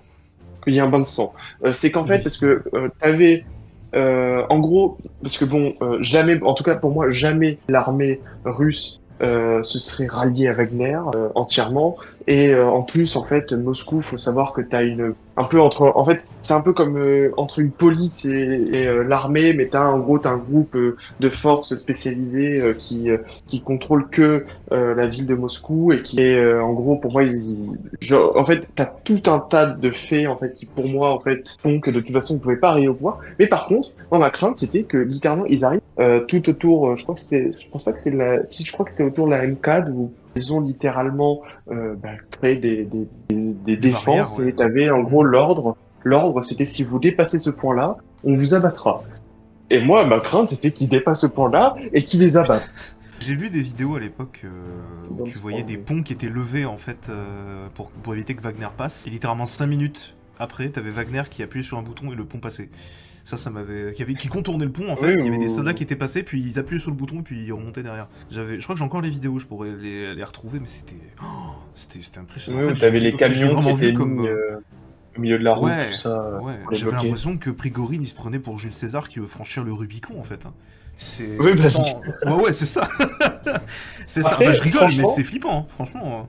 Pour moi étant quand même un grand réaliste, je considère que quand même la crise a été assez bien gérée. Parce que au final, en conclusion de cette crise-là, il n'y a pas eu de bain de sang. Même récupérer assez de contrôle sur les troupes qui étaient en Afrique. D'ailleurs, ils ont renommé tout ça, tu sais, en Afrique. Les anciennes troupes de Wagner qui sont en Afrique. Oui, c'est ça. Putain, oui. Littéralement. J'assume, c'est bien. Putain, la vache. Bon, bref, Prigogine est mort, Outkine est mort, et t'as quand même évité un bain de sang. Bon, après, t'as quand même eu le rôle de la médiation de Loukachenko, mais bref, c'est pas le sujet. Oui. Mais voilà. Mais c'est vrai que c'était quand même un moment là où tout le monde avait assez peur. Moi, j'avais toujours mon grand-père aussi qui me disait que de toute façon tout ça c'était de la merde et que que tout allait bien se passer. Bon, merci, papy. Il a eu raison. Et voilà. Mais oui, voilà. Petit aparté, hein, que j'en profite, je t'avais posé la question. Dans ces cas-là, je pense plutôt que l'Ukraine aurait fermé sa gueule face à Zhirinovski. Parce que Zhirinovski aurait été beaucoup plus violent que Vladimir Poutine, il l'aurait menacé directement, je pense. Mais après, c'est à toi de me... Parce qu'il faut pas oublier qu'en fait, de toute façon, l'Ukraine est vitale pour la Russie parce que tu as toujours, t'as toujours toutes les bases, en tout cas à cette période-là. C'est d'ailleurs pour ça, grâce à ça que, enfin doucement, c'est tous les infos qui vont arriver sur moi, doucement. Bon, c'est avec ça que Poutine a réussi à s'emparer de la Crimée sans littéralement lutter contre une armée. C'est en fait qu'il y a toutes les bases russes en Crimée, toutes les bases russes de la mer Noire, en Crimée. Et donc ça c'est quand même un intérêt vital pour la Russie. Et donc de ce fait en fait Zhirinovski pour moi serait quand même intervenu d'une façon ou d'une autre en Ukraine, littéralement. Pour ça, et aussi par l'ultranationalisme, par panslavisme. Et bon, et ça aurait pu partir alors, ça aurait pu partir en guerre directe, comme ça aurait pu être une situation dans laquelle ça en guerre civile en Ukraine et tu as la Russie qui bien évidemment finance et soutient les rebelles pro. Et ce que je peux souligner, c'est que bah déjà en fait là on va se retrouver face à un point de divergence dans le scénario, c'est que soit on intervient directement en Ukraine, et du coup c'est la Troisième Guerre mondiale, si tu que je te dise, à partir de là. Pas forcément, hein. Pas Ah pas forcément. forcément tu trouves Forcément. Ah non, non, pas forcément, je pense pas. Bah, ce serait pas la Troisième Guerre mondiale, c'est une guerre. En fait, ce serait super marrant parce que d'un côté, tu aurais une armée russe qui serait pas préparée, et de l'autre côté, tu aurais une armée qui serait encore moins préparée.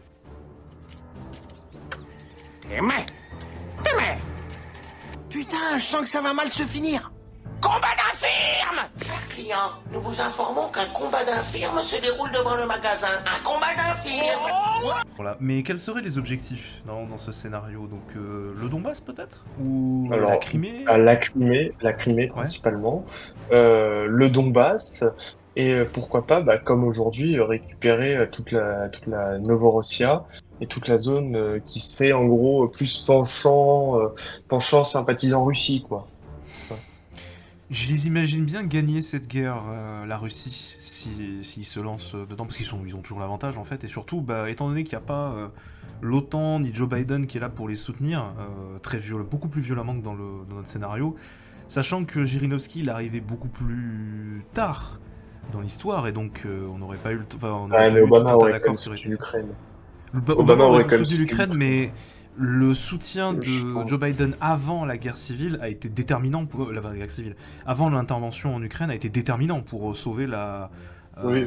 Ou même ironiquement Trump. Hein. Trump a quand même vendu pas mal d'armements à l'Ukraine. Mais ouais, oui, après. Mais il continue toujours d'ailleurs, hein, qu'on le dise à tous ceux qui savent plus. Oui, il a relancé l'armement pour l'Ukraine. Voilà. Il a relancé. Par contre, bon, il n'aurait plus d'aide financière à l'Ukraine. C'est un point de dé. Non, mais donc, oui, voilà, c'est peut-être guerre directe, peut-être conflit direct. Après, je trouve ça quand même assez risqué pour un début de mandat de faire littéralement une guerre comme ça. Mais c'est possible. C'est possible. En vrai, je les imagine après, bien lancer est-ce que la guerre aurait duré Je pense qu'il y aurait eu une opération spéciale qui se serait conclue de la même manière que ce qui s'est passé avec les accords de Minsk. La petite différence, c'est que là, Jirinovski, il n'a pas lancé une attaque, il n'a pas lancé des troupes dans le Donbass, et surtout, il n'a pas annexé la Crimée en faisant un référendum, il a envoyé ses troupes directement sur l'Ukraine. Et les négociations auraient pris beaucoup plus de temps, je pense, et auraient donné, si on fait vraiment de l'Uchronie, aurait pris beaucoup plus de temps et se serait soldé vraiment par un statu quo, avec les Russes qui restent là, ce qu'ils ont conquis, et de l'autre côté, les Ukrainiens qui bougent pas mais qui obtiennent leur indépendance. En fait, on aurait eu, pour faire un... Moi, je pense que ça aurait pas... En fait, ça aurait été un conflit assez assez rapide. La guerre d'hiver, non Ironiquement, en gros, en fait, ce serait les troupes russes qui auraient réussi, en gros, à la limite, une petite guerre civile qui éclate en Ukraine, et les troupes russes qui interviennent directement. Et en gros, en fait, t'aurais la Russie qui aurait avancé, qui aurait récupéré plusieurs villes dans le Donbass, qui aurait récupéré la Crimée, mais qui ne va pas réussir à aller jusqu'au bout. Et en fait, t'aurais très rapide, parce que l'Ukraine comme la Russie, là pour le coup, ne sont pas prêts pour une guerre assez longue. Comparé à 2022, en gros, en fait, tu serais dans une guerre qui serait assez rapidement terminée. Et ce qui se passerait, c'est que la Russie pourrait soit trouver un accord dans lequel elle récupérerait des territoires, certains territoires, même si ça reste assez compliqué, un gouvernement pro-russe en Ukraine, ou tout un tas de faits, de choses qui feraient que la Russie serait plus détendue. On imagine du coup très facilement que dans cet univers-là, Volodymyr Zelensky n'arrive jamais au pouvoir. Volodymyr Zelensky arrive en 2018, donc un peu plus tard. Il va continuer à jouer du piano avec son pénis, mais Non, par contre, c'est vrai qu'il ira tourner la série qu'il a fait pour Netflix. Là, pour le coup. Par contre, ce qui peut être intéressant avec Zelensky, c'est que du coup, il voit la série, du coup, aurait été totalement différente. Là, c'est pas, les oligarques qui nous cassent les couilles, c'est les oligarques et les Russes qui nous cassent les couilles. Et t'aurais eu une Russie t'aurais eu la série... Serviteur du peuple, elle s'appelle, j'avais plus.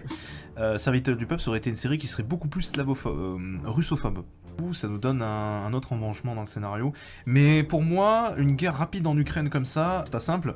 L'armée russe est pas prête, mais elle arrive à avancer, et l'armée ukrainienne est pas prête, et ils sont défoncés. J'imagine un petit peu un scénario à la guerre d'hiver, en fait. Donc ça dure 4 mois non plus, ça pourrait s'étendre un peu plus. Mais le constat est le même, c'est la Russie a profondément envahi l'Ukraine grâce à la guerre civile ukrainienne. Elle aurait récupéré la Crimée, son honneur et tout ça. Et surtout, c'est l'après qu'il faut gérer. Là, on a vraiment argument de l'extrême droite. Quelque chose qui peut être très intéressant, c'est que maintenant, avec Jirinovski qui a envahi la Crimée, très rapidement quand même, hein, début de mandat, début 2010, 2009, 2008, et 2014, il a envahi, 2014-2013, il a envahi... la Crimée, ça va vite.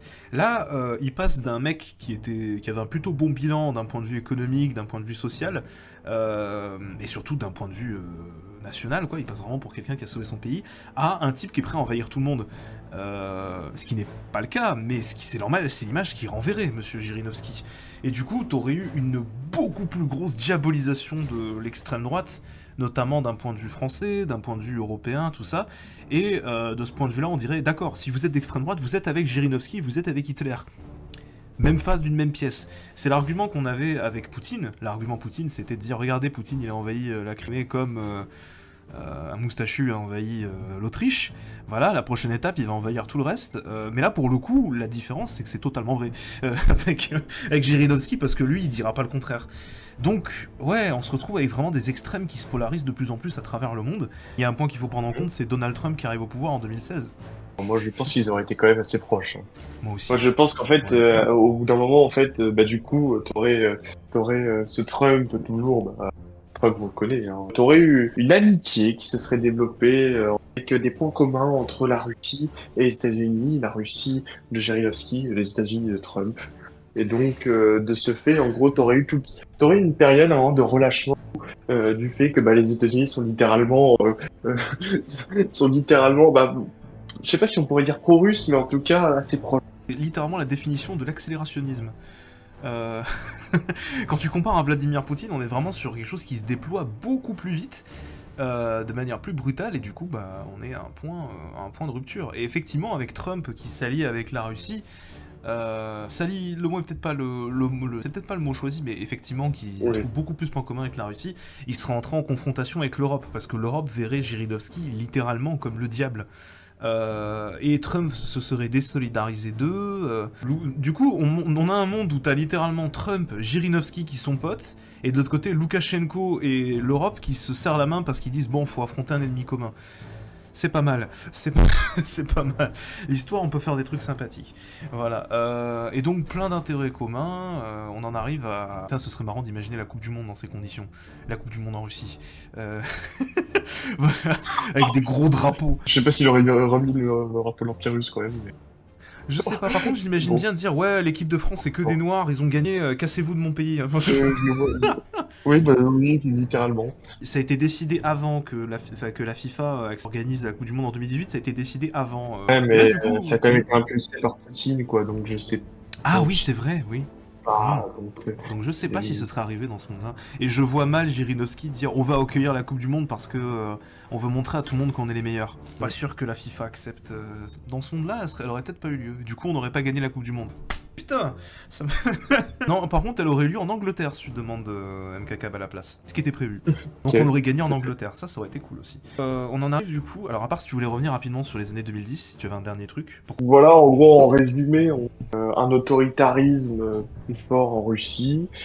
Une Russie qui, du coup, économiquement, se rapproche bien plus de la Chine, hein, et géopolitiquement aussi. Et donc, voilà, bien. Et du coup, une Russie qui a réussi à antagoniser l'Europe. Félicitations au Batman russe, hein, dansant. C'est lui. Je suis la nuit. C'était Zelensky, ça. C'était la voix de Zelensky, ça. Ah oui, c'est vrai, il parle comme ça, j'avais oublié. Mais pardon. Donc, je disais. Donc on arrive aux années 2020 et là du coup en 2020 il va se passer un événement qui pour le coup ne peut pas vraiment changer dans ce monde-là, hein, ça reste le même. C'est le Covid. Est-ce que le Covid peut provoquer un changement complet dans la direction du monde comme il a provoqué un changement complet dans notre réalité? Petit résumé de ce qui s'est passé en 2020 et qui a changé le monde. Donald Trump a perdu l'élection présidentielle.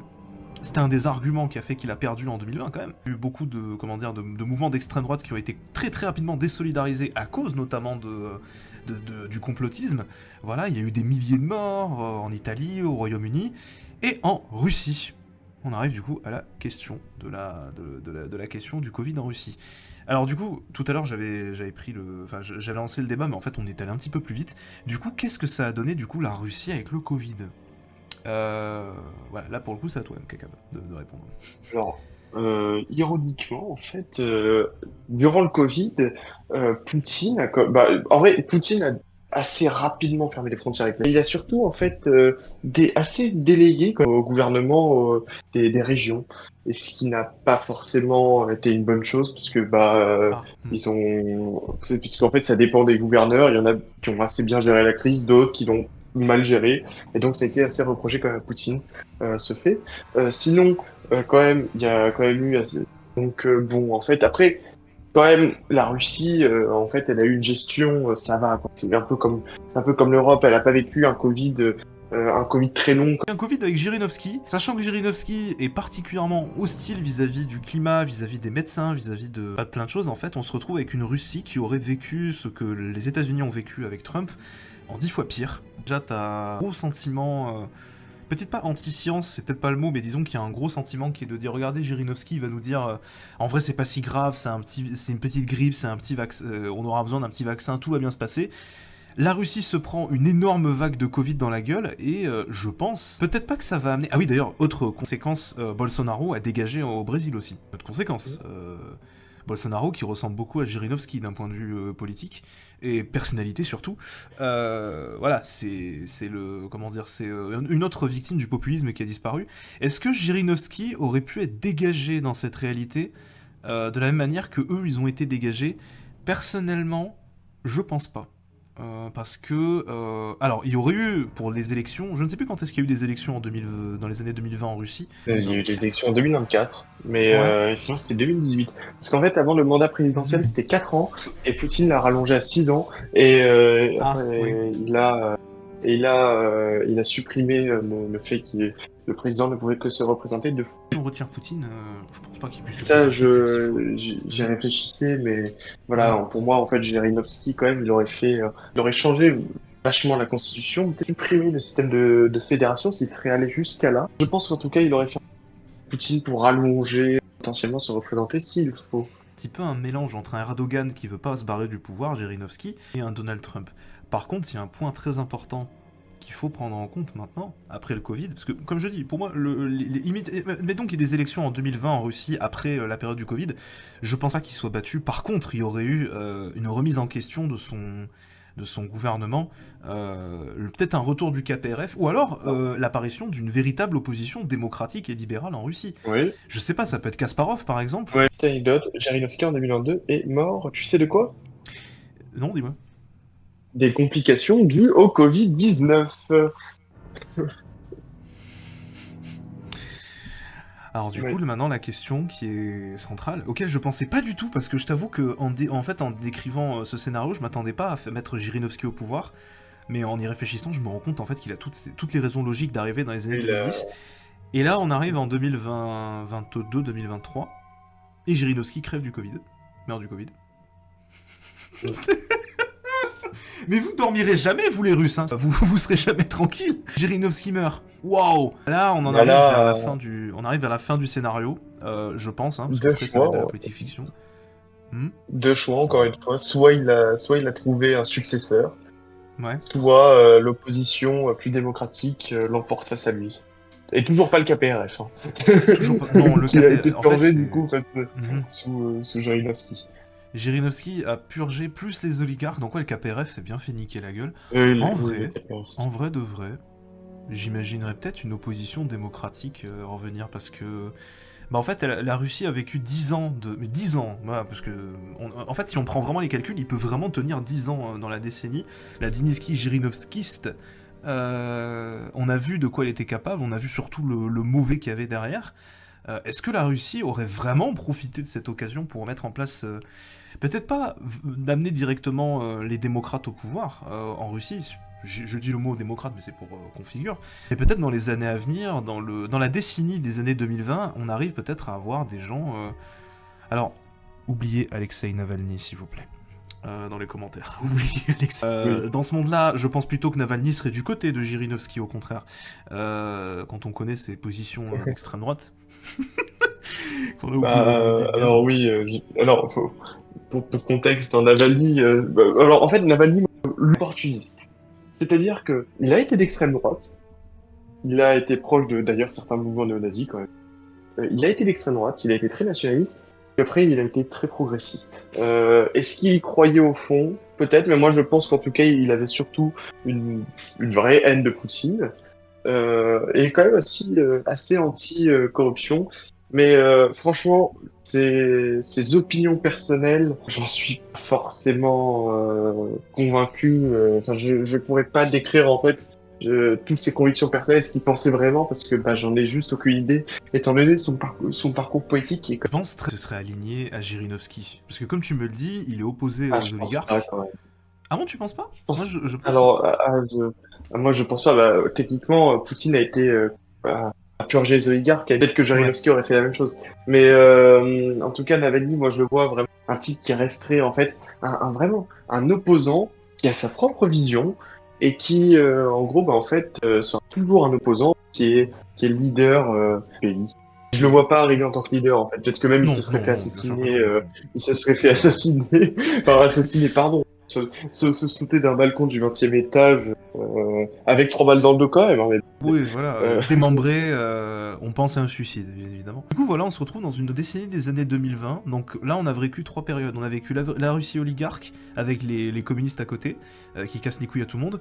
Une Russie des années 2010 qui a subi une crise économique gigantesque, qui a tout paralysé au point que c'est Jirinovski qui a été vu comme la seule alternative. Jirinovski meurt littéralement d'une autre crise, et voilà quand même. À ce moment-là, je pense en vrai que ça peut être l'émergence de démocrates. Je pense qu'après on va finir le scénario parce que là on part dans tellement et tellement de probabilité. Je pense vraiment que ça va finir par peut-être enfin le bon point, peut-être, c'est que après avoir expérimenté la démocratie de la manière la plus totale et directe possible, les Russes finissent dans les années 2020 par élire enfin quelqu'un de démocrate, peut-être pas qui combat la corruption, mais quelqu'un qui ramène enfin un petit peu la liberté en Russie, qui essaie de faire table rase du passé. Et dans cet univers, vu qu'il n'y a pas de Poutine qui se maintient, tout ça, en fait, l'autoritarisme commence à descendre petit à petit, étape par étape, et du coup, c'est l'émergence d'une vraie démocratie, enfin, d'une démocratie complète, et surtout de démocrates en Russie dans les années 2020, donc notre période à nous, quoi. C'est une belle fin. Moi, je n'y crois pas. Ouais. Je n'y crois pas, mais c'est une belle fin quand même. Ouais, en fait, moi, ce que j'y crois pas, c'est surtout que ce soit tout à fait possible avec tous les éléments qu'on a vus avant. Mais c'est possible, malgré tout.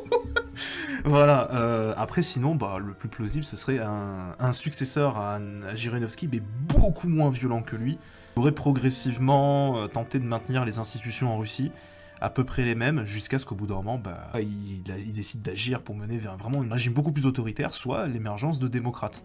Un petit peu comme ce qui s'est passé avec le Brésil, ils ont élu les partis social-démocrates, après avoir défoncé Bolsonaro. Et en vrai, oui, ce serait En fait, pour une fois qu'on finit vraiment sur un bon scénario, ce serait dommage de le louper. Mais pourquoi pas, oui, l'arrivée peut-être de... J'ai dit Kasparov, pour ceux qui connaissent pas, c'est un grand joueur, enfin, un des meilleurs joueurs d'échecs au monde, et qui s'est engagé pour la démocratie en Russie. Et du coup, pourquoi pas le voir arriver, peut-être pas au pouvoir, mais Premier ministre, ministre de l'Intérieur, ce genre de choses. Voilà, ce serait une bonne fin. Donc, conclusion, il aura fallu des crises économiques, une république oligarchique, le parti communiste qui part en couille, Jirinovski au pouvoir, l'invasion de l'Ukraine et le Covid pour enfin arriver à avoir une bonne démocratie en Russie. Et aussi 2h15 d'enregistrement. 2h15 d'enregistrement, exactement, putain. Moi, j'ai rien à rajouter, en vrai, je pense qu'on a un peu tout dit. C'était très intéressant et je te remercie beaucoup pour ton intervention, qui a été très pertinente dans ce débat, dans cette discussion, et en fait, je pense très sincèrement que j'aurais pas eu les mêmes connaissances et on ne serait pas arrivé à la même conclusion sans toi. Voilà, merci beaucoup pour ce que tu apportes sur la chaîne, sur ce que tu as pu apporter. Je te remercie aussi, hein, et je remercie à tous ceux qui regardent la vidéo, et il faudra like, hein. Il faut que Geek Historique perce, en tout cas, à la fin 2025, il est 30 000 abonnés, hein. Ah, minimum, hein, c'est le double de ce que j'ai en fait, putain. Et pour finir cette vidéo en beauté, je vous laisse avec le magnifique rap de Jirinovski en entier. Et si ça vous intéresse, je vais peut-être le traduire en français. Non, c'est pas vrai, je sais pas parler russe, je ferai pas ça. Отличный повод на уши поставить город Дед Мороза, дети ждут, а Жириновский уже тут. Россию я пришел поздравить с Новым годом. Я здесь не для себя, я здесь для народа. Владимир Вольфович народу все покажет о проблемах России. Всю правду расскажет. Насколько хочешь, языков переведет. И если надо, то и Новый год перенесет. Обратите внимание на образование. Школа в упадке, взятки, порядки. Нам такое образование не нужно. Сплошные осложнения. Клизмы, пипетки, грелки, таблетки. Все остальное за отдельные деньги.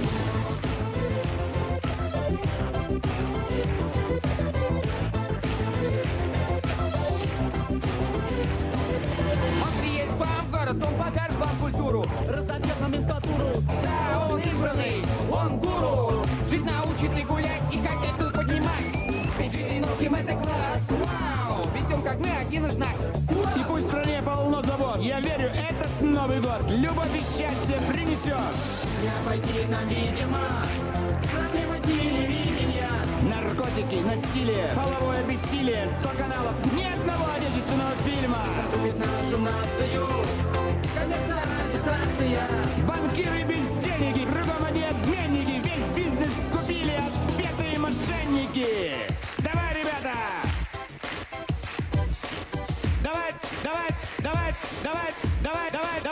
Давай, ребята!